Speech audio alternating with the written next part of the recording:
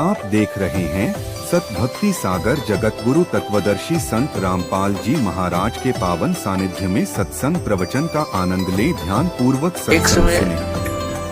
सत साहिब। एक सिमली नाम की लड़की थी और वो किसी गुरु से उपदेशी थी, आस्था भगवान में गणी थी। और प्रारंभ से ही ये ऐसा रहा है कि जगत और भगत का आपस में मतभेद बना रहा, और जिस कारण से भक्तों को बहुत कठिन यातनाएं सहन करनी पड़ी। लड़की की बहुत आस्था थी। नगर के बाहर एक साधु का आश्रम था। वो लड़की उस महात्मा को आहार करा के आती थी, उनकी सेवा भी करती थी और शाम के समय अपने घर आ जाती थी। कुल के लोगों ने, परिजनों ने बहुत कुछ प्रतिबंध लगाए, लेकिन लड़की नहीं मानी। उस सिमली का एक भाई था, मंसूर नाम था उसका। उसको अन्य व्यक्तियों ने कहा कि आपकी बहन शाम के समय और गैर टाइम को वक्त जाती है संत के आश्रम में। देख ले भाई, इज्जत का सवाल है और पूरे नगर में चर्चा चलती है अपनी बहन को मनाकर। अब मंसूर ने सोचा भी पहले ये देख तो लूं, वास्तव में वहां उस आश्रम में ऐसा क्या है। इस दृष्टिकोण से जब उसकी बहन शाम के समय प्रतिदिन जाती थी साधु का भोजन लेकर, जिस दिन घरवाले भोजन नहीं देते थे तो वैसे जाती थी, उनकी सेवा कराती थी, कोई कपड़े धोआती थी, कुछ देर उनकी चरण दबा देती थी। अब मंसूर ने, भाई ने सोचा कि सीधा संत से बोलना अच्छा नहीं होता। साधु संत बड़े सहनशील होते हैं और सिद्धि युक्त होते हैं। अपराध के विषय में कुछ उठपटांग कहना हानिकारक हो सकता है। उसने क्या किया कि आश्रम के बाहर खड़ा हो गया और जैसी भी कच्ची पक्की कोई द्वार थी, उसके अंदर कोई सुराख था। उस सुराख से वो देखने लगा। छोटा सा आश्रम था, को 100 गज का होगा, गणित करना 150 गज का, और उसमें एक झोंपड़ी डली हुई थी। तो उसने देखा कि लड़की ने जाके भोजन कराया महात्मा को, फिर बर्तन साफ किए, 1-2 कपड़ा धोआ, फिर महाराज जी के चरणों को दबाने लगी, सेवा करने लगी। तो क्या हुआ कि ऐसे उस महात्मा ने हाथ किया, आकाश से एक अमृत का प्याला आया। संत ने पिया, आधा उस बेटी को दिया। संत ने कहा कि बेटी, इसमें से थोड़ा सा एक नालायक व्यक्ति खड़ा है, उसके भी मार देख छींट, इस सुराख के अंदर से जा और उसके भी लगा दे, थोड़ी सी कल्याण हो जा। एक नालायक व्यक्ति खड़ा है। अब उसने जाकर के, लड़की ने आदेश पालन करना था, सुराख में से ऐसे कर दिया। उसने देखा कौन है, कैसे है, तो उसके भी जीभ पर वो थोड़ा सा अमृत की छींट लगी। एकदम उसके हृदय में एक विशेष प्रेरणा हुई कि मैं बहुत पापी हूं, मैं नीच हूं, और ऐसे पाक साफ महापुरुष के विषय में मेरे मन में दोष आया। रोता हुआ आश्रम के अंदर प्रवेश हुआ और कहा, महाराज, मुझ पापी का भी उद्धार हो सकता है। मैंने आपके बारे में बहुत गलत सोचा। उस संत ने कहा, बेटा, जब तक बोध नहीं होता, ज्ञान नहीं होता, तब तक प्राणी के ऐसे अपराध अक्षमा करने योग्य होते हैं। और बेटा कोई जानबूझ कर करोगे, दीक्षा उपदेश लेने के बाद आपके मन में ऐसा संत के गुरु के प्रति दोष आता है तो फिर आप पाप के भारी बन जाओगे। काफी देर सत्संग सुनाया, प्रतिदिन वो भक्त अपनी बहन के साथ दिल्ली आने लग गया। खूब सत्संग सुना, दोनों बहन भाई मिलकर सेवा करते थे। फिर क्या हुआ कि उसके हृदय में एक ऐसी प्रेरणा हुई, अनल हक, उस संत ने उसको एक मंत्र दे दिया, अनल हक, कि इसका जाप किया कर। अपन आत्माओं पिछले पुण्यकर्मी प्राणी ही परमात्मा की खोज में लगते हैं, उनको ही इतना शीघ्र इन बातों का असर होता है संत के वचनों का। तो महान पुण्यात्माओं में से एक था मंसूर, और संत की कृपा से उसके पिछले पुण्य स्टार्ट हो जाते हैं, उदय हो जाते हैं, और वो प्रेरित होकर के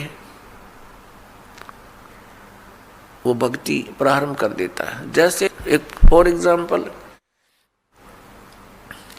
जैसे कोई कटोरी में घी डाल रखा है, उसमें एक ज्योति भी रखी है, और वो ज्योति जला रखी थी, बुझ गई, घी भी है उसके अंदर, बनी बनाई बाती भी उपलब्ध है, एक सीख लगाने की आवश्यकता है, वो जग जाएगी।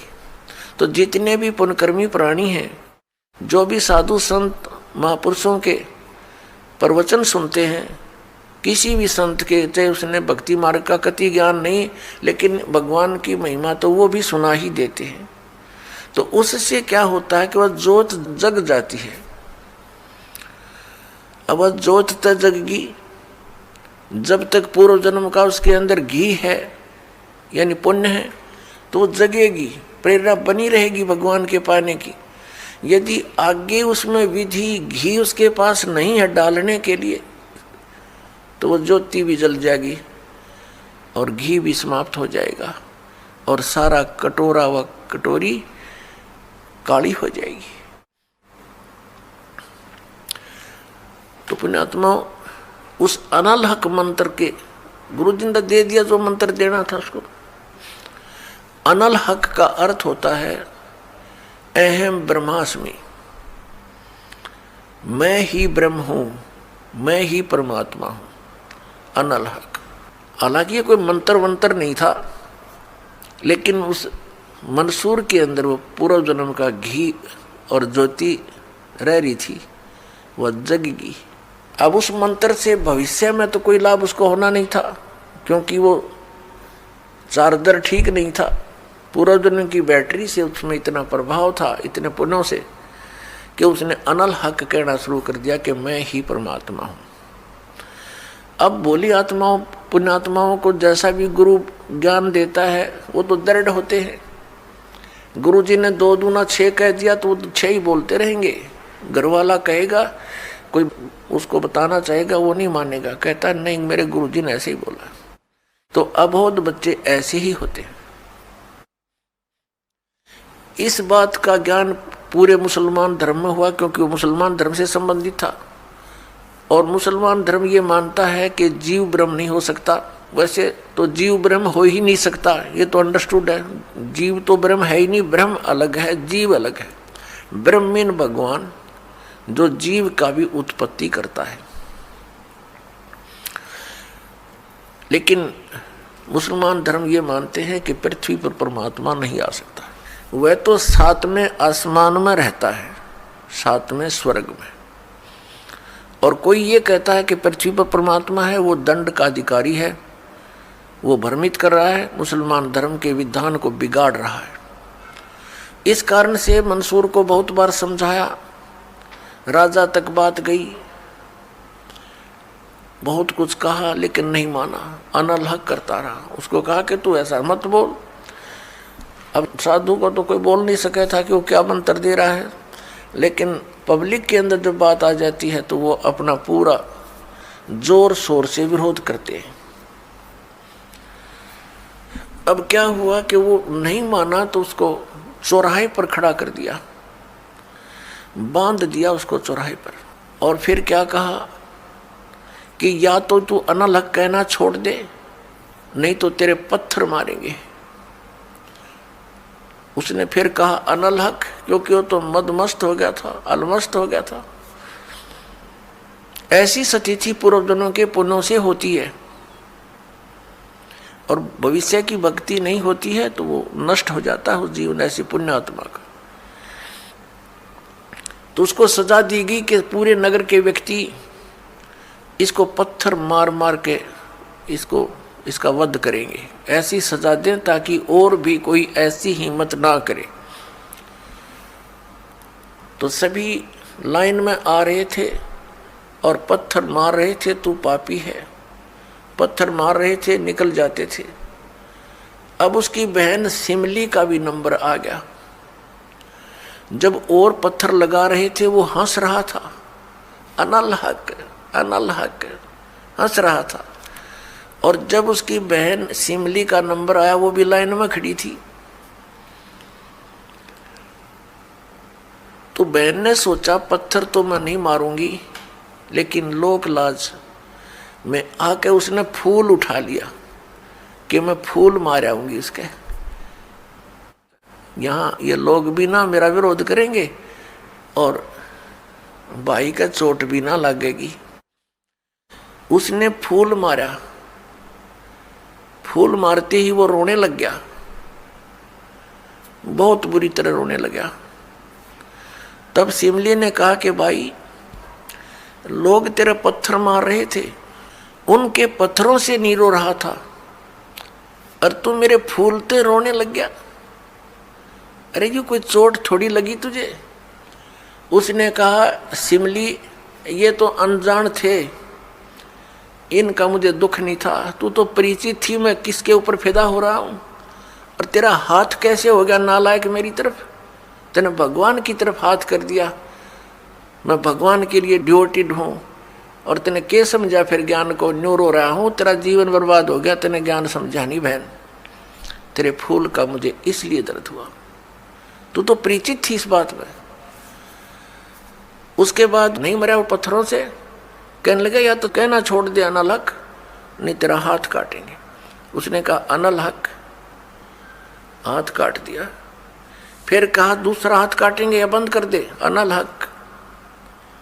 तेरी गर्दन काटेंगे, बंद कर दे, अनलहक, काट दिया। अब उसको गाड़ा नहीं, मुसलमान धर्म में नीचे दफनाते हैं जमीन में, उसको सवा कर दिया काफिर समझकर कि काफिर जलाए जाते हैं, उनकी सोच है। और उस राख को जल में फेंक दिया कि इसका नामो निशान मिट जा, दरिया में।